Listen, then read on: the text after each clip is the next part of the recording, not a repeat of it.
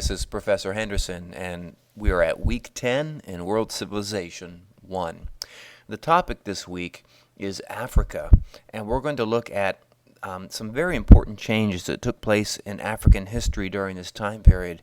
We're going to see the coming of Islam to Africa and the political and economic effects that this would have, as well as the areas that resisted Islam and retained a Christian identity in this part of the world, in the continent of Africa. Now, before we get into these changes, we need to look a little bit at the background.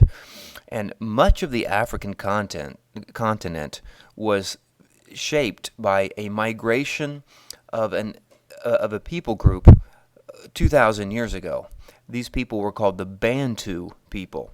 This was a nomadic group that, beginning in north-central Africa, began to spread its way across the continent, and there really weren't successful attempts to have large civilizations excuse me, in the center of Africa, in the interior, because, as you know, people need some type of agricultural sustenance in order to stop being hunters and gatherers. And the Bantu people had basically two successes that allowed them to successfully migrate and establish permanent communities across Africa. And one of them is that they learned how to cultivate bananas. And bananas were a food crop that could be farmed. It provided the calories, it provided nutrients, and allowed the people to establish more permanent settlements around Africa. Something else is that they learned how to forge iron.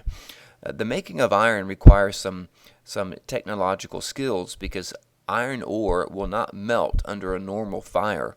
You have to learn how to blast it with oxygen and increase the temperature so much that the iron ore will melt.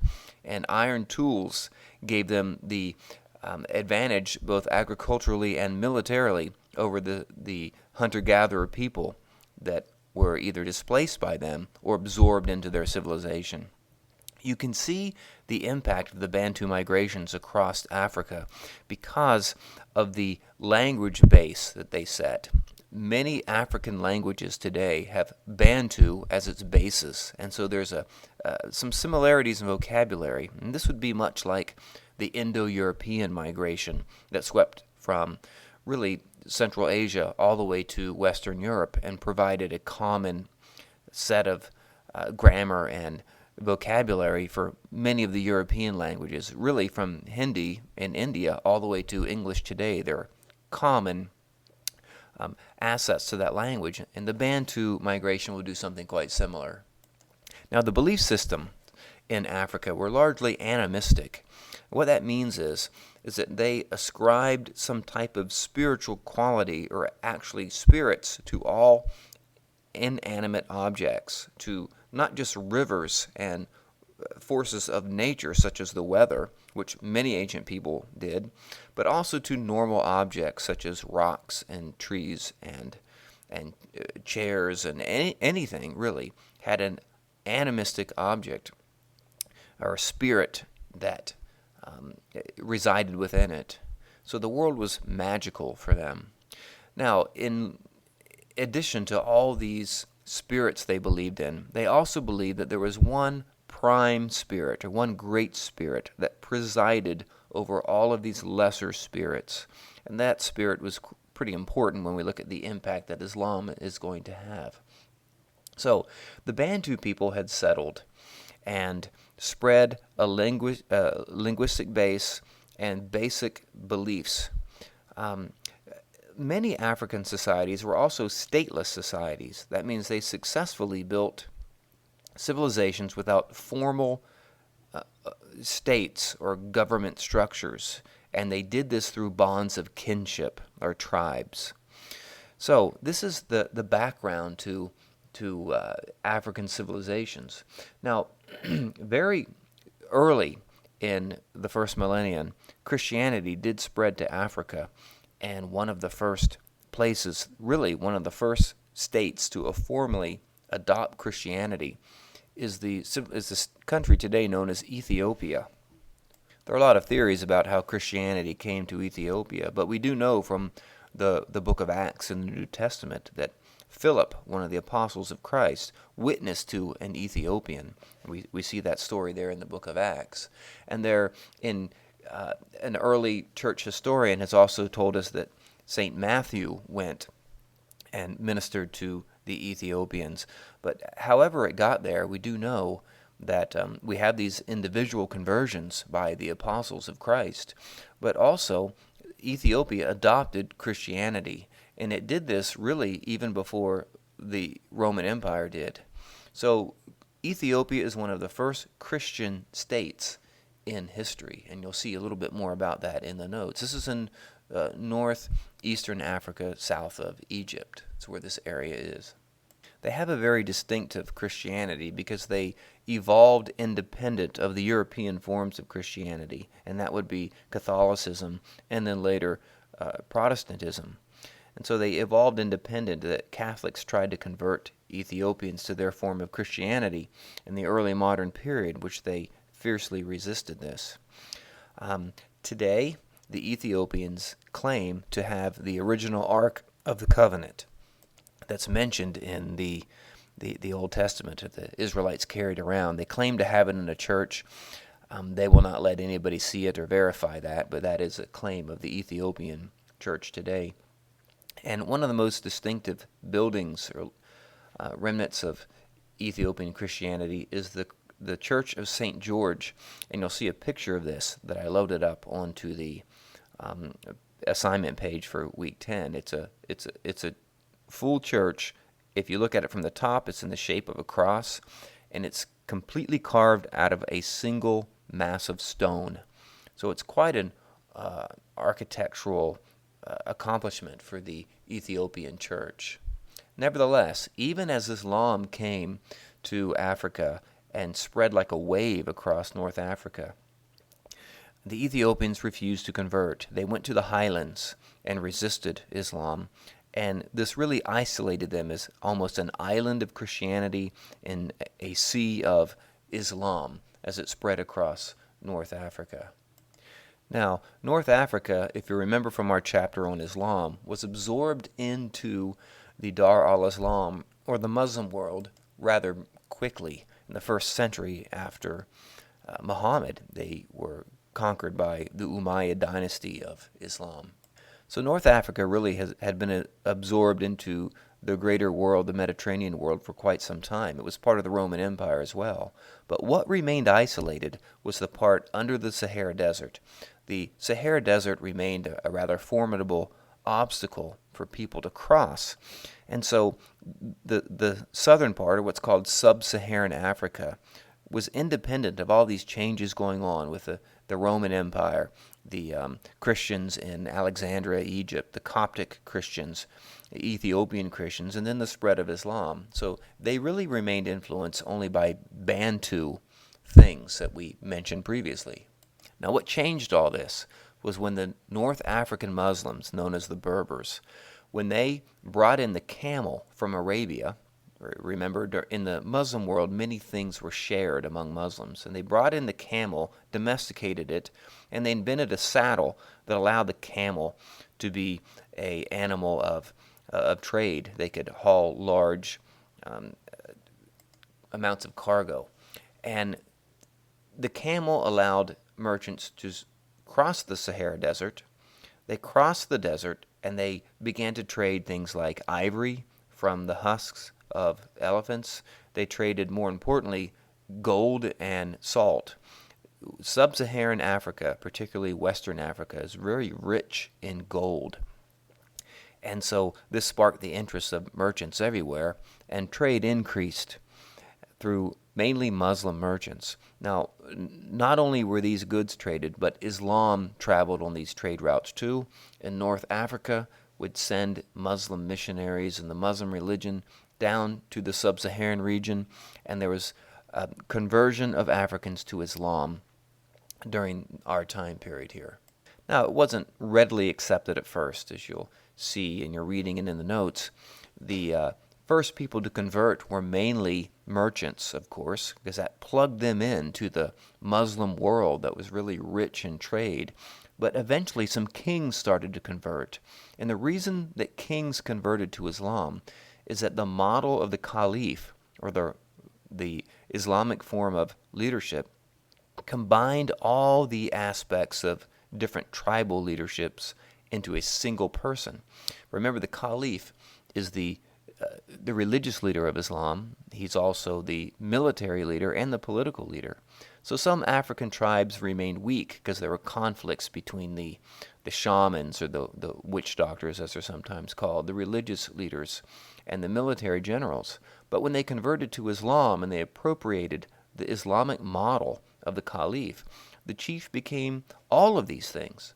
So kings who converted to Islam became the sole leader of their tribe. And of course, tribes that converted became more centralized, more powerful, and they were able to exert their influence over others. So when Islam came to sub-Saharan Africa, you have, for the first time in African history, in sub-Saharan Africa anyway, the rise of significant empires for the first time. And the two empires we'll look at today are Ghana and Mali. Now, there are countries in modern Africa named Ghana and Mali, and these are not historically connected to the kingdoms we're going to refer to. Those were given their names during the independence movement after World War II, when Africans, discontent with being named by Europeans, wanted to look in their own past for things to bring them cultural pride, and they changed the names that the European countries gave them to things that were more indigenous, and brought a sense of African pride to themselves. That's why you have countries named Ghana and Mali, and even Zimbabwe down in the southern part of Africa. That used to be called Rhodesia, named after Cecil Rhodes, the British man who helped rule that as a British colony. So you can imagine the Africans did not want to keep the name of a country that was named after the British man who basically ruled them, the foreigner. So anyway, Ghana and Mali. You can see the location of these empires on the map that I uploaded on the assignment page for week 10. If you look in the sub-Saharan region to the west, in West Africa, you can see the outline of these, as well as many other African kingdoms. But Ghana was pretty important. They produced works of art that are still very well known today. We know that eventually the king of Ghana converted to Islam, but not really the masses of people. Once the king had converted, it allowed him to solidify his power for reasons we've just mentioned. Now, a very interesting feature of the conversion of Africa, of sub-Saharan Africa to Islam, is that it's usually the elites who convert. I mentioned the kings and the wealthy merchants. You do eventually get Islam seeping down to the masses of normal African people, but it's a very interesting adoption of Islam that you see there. Most of these Africans were illiterate, and certainly they could not read the Quran, which was written in Arabic. And so their conversion to Islam wasn't so much conversion for the common people, as much as it was they absorbed Islamic ideas into the animistic beliefs that they already had. This forms a mixture, something that sociologists and anthropologists call syncretism, a syncretic form of religion, which means a religion that's really blended from many different sources. Arab Muslims who did not like this at all, when they got down there and they found that the Africans still had what they considered many superstitions, instead of reading the Quran, they would take pages of the Quran that they could not read and fold them up and put them in their clothing, and they thought that they would be good luck charms and they would ward away evil spirits. Moreover, all the spirits of animism they continued to believe in, something that was really disturbing to the monotheistic Muslims. And moreover, the chief god, or the great god who presided over the other spirits they believed in, they simply renamed him Allah. So this is what we mean by syncretic religion. The masses of of Africans who converted really just blended some Islamic ideas with their pre-existing belief system. So it's hard to call this a conversion. But at the top, in the more literate classes, in the rulers and in the merchants, you do see genuine conversions to Islam. Now, the the ruling family of Ghana ruled on the claim that the gold found in their kingdom, in their empire, and there was much gold there, already belonged to the emperor before it was even taken from the ground. So he laid claim to all the gold nuggets, pieces of gold of a certain size. And what he did allow, he allowed the Africans to keep the very tiny pieces of gold or the gold dust. So many Africans mined for gold. It was in their best interest because the smaller pieces they could keep, but it also provided free labor for the leader who, of course, the larger pieces they found and the people mining for gold would find those went directly to the king. So this is kind of a de facto form of taxation that took place, and this massive increase of gold certainly strengthened Ghana even more. Eventually, a family in Ghana rebelled away from the ruler of the Ghana Empire, and the king who did this was Sundiata. Sundiata is a famous, legendary king in African history. He's sometimes called the Lion Prince because, according to a long epic about Sundiata, this man killed a lion with his bare hands, showing his strength. And Sundiata broke free from Ghana, and from within Ghana he started another empire called Mali. The empire of Mali stretched to a much larger extent than Ghana did. They traded extensively as a network of trans-Saharan trade developed from North Africa down, and merchants on camels were exchanging massive amounts of gold. Mali found themselves with massive gold in the ground. Also, ivory, as I mentioned before, salt was a prominent thing traded, and so were slaves, as the coming of Islam actually increased the slave trade in Africa. Something else that was traded heavily were books, Islamic books and the Quran, as literacy spread, and there was more demand to read these things. And the city that really emerges here as the most important city of trade during the kingdom or empire of Mali is a city called Timbuktu. Again, you'll see an aerial photograph of Timbuktu on the pictures I uploaded on the assignment page for week 10. Timbuktu was the city that was right on the edge of this lower portion of the Sahara Desert, the northern part of sub-Saharan Africa, and as such it became a crossroads for many things. Many trade routes connected with Timbuktu, and it became an extremely wealthy city. It also became a city well known for Islamic scholarship, as many Muslim scholars, qadis and ulamas, as we learned about during the previous lesson on Islam, thrived there as the book trade, mainly in Islamic theological books, increased in Timbuktu. You can get a real grasp of the essence of Islam in Africa when you look at the famous mosque built in the city of Djenné in Mali. And again, I've loaded up a picture of this mosque on the Week 10 assignment page.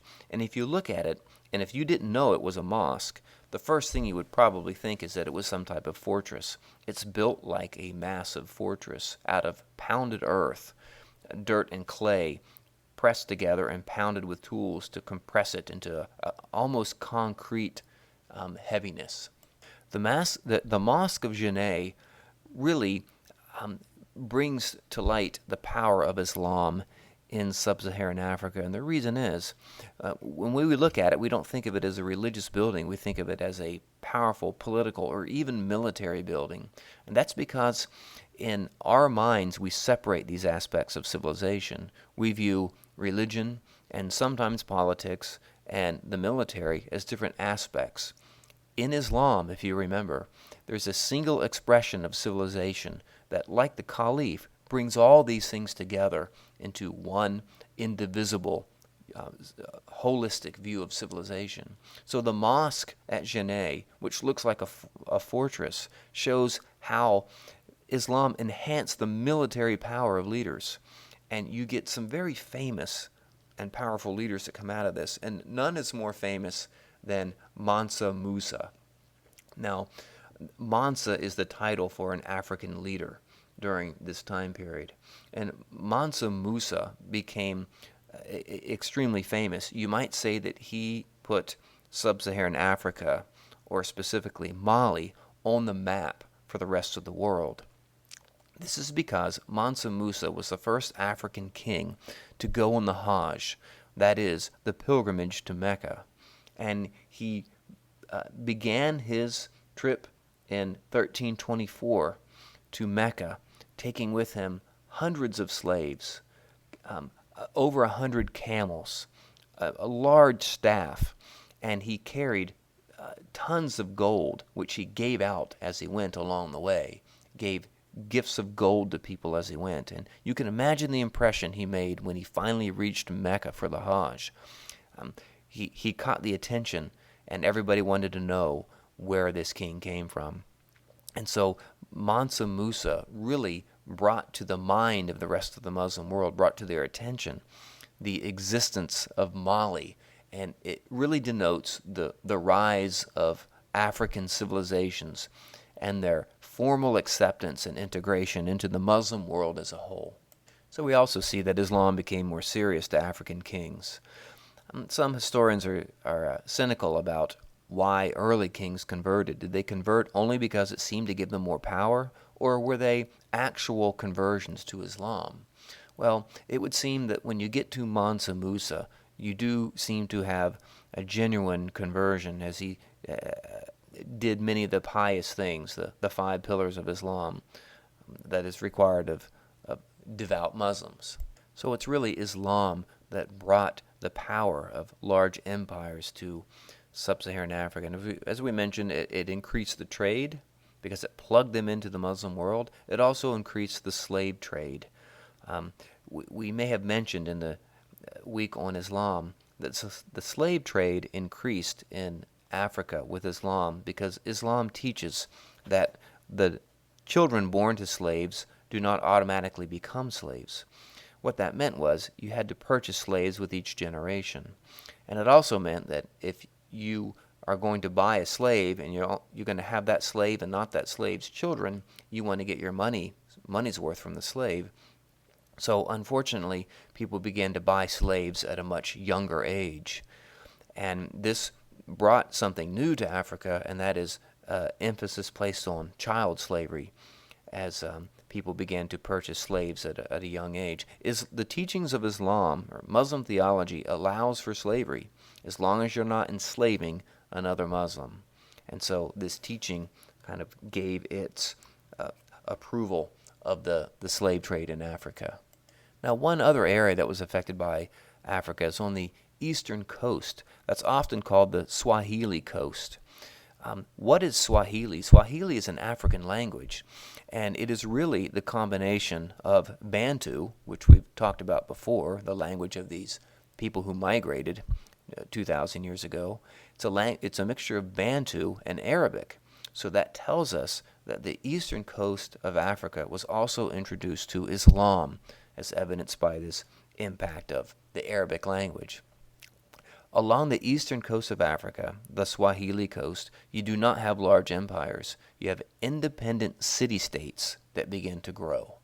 Examples of these city-states are Mogadishu, Mombasa, Zanzibar, and Kilwa. These city-states thrived on the massive amount of trade that was going on in the Indian Ocean, the ocean that connected Swahili Africa with the Arabian Peninsula, with India, with Southeast Asia, and with the Spice Islands that would capture the imagination of European explorers. So these city-states grew independent of any empire. They became powerful commercial centers in the world at this time. What you have in these city-states is a much purer conversion to Islam, none of the syncretism that you have among the common people in Africa. And that's because the Swahili city-states had a sustained contact with the Muslim world. They built permanent mosques. The interesting thing about these city-states is that they were extremely cosmopolitan because the winds of the Indian Ocean were very important to the navigation of ships, and the winds changed every 6 months. They're called the monsoon winds. merchants had to time their departures from different cities based on when they knew these patterns of winds would change. So that meant at any given time in these city-states, you would have a combination of many different people, people from all over the Indian Ocean basin waiting for the winds to change. So the cities became very cosmopolitan. That means they had people from many different places in the world.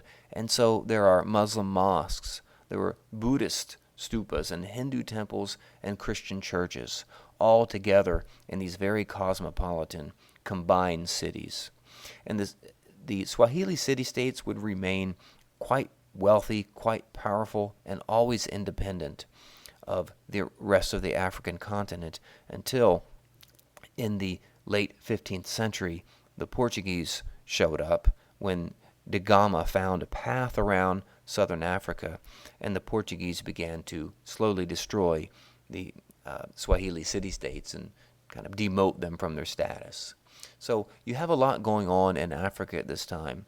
Islam comes, and it transforms the political structure of Africa, and you have for the first time large empires emerging. You have trade increasing as Islamic law comes and protects merchants and plugs them into the greater Muslim world.